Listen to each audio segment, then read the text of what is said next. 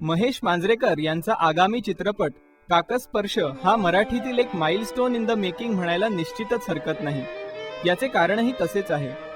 कोकणातील वाडा संस्कृतीचा स्वातंत्र्यपूर्व व स्वातंत्र्योत्तर कालखंड रेखाटणाऱ्या या चित्रपटातील तत्कालीन ब्राह्मणी रीतिरिवाज दर्शवण्यासाठी तब्बल 28 कलाकारांनी मुंडन केले आहे।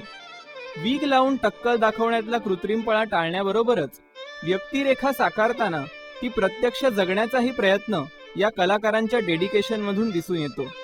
हा सिनेमा करताना माझी एक अट होती की प्रत्येकाने आपले केस काढणं खूप गरजेचं होतं, कारण मला ते विग्स मोठे विग्स नको होते। त्यात कळतं की विग लावले आणि जवळजवळ 28 लोकांना या सिनेमात केस कापायला लागले आणि त्यात सविता मालपेकर ही त्यात एक विधवेचा रोल करत आहे। तिला म्हटलं सविता केस कापशील का, तर लगेच तयार झाली। म्हणजे एकही त्यातला 28 पैकी एक जणी मला म्हणाल नाही की बाबा माझं काही कंटिन्युटी आहे काय आहे। त्यामुळे मी त्यांचं एक तेवढं लागत होतं की त्यांना एका शेड्यूलमध्ये सिनेमा मला कम्प्लीट करणं गरजेचं होतं, कारण सारखं सारखं त्यांना केस कापायला सांगणं जरा अतिरेक झालं असतं। सचिन खेडेकर, अभिजित केळकर, वैभव मांगले, सक्षम कुलकर्णी यासोबत 23 पुरुष कलाकारांनी तर मुंडन केले आहेच, पण त्याचबरोबर सविता मालपेकर यांनीही केशवपन करून आजवर मराठी चित्रपटात कधीही न करण्यात आलेले धाडसच करून दाखवले आहे।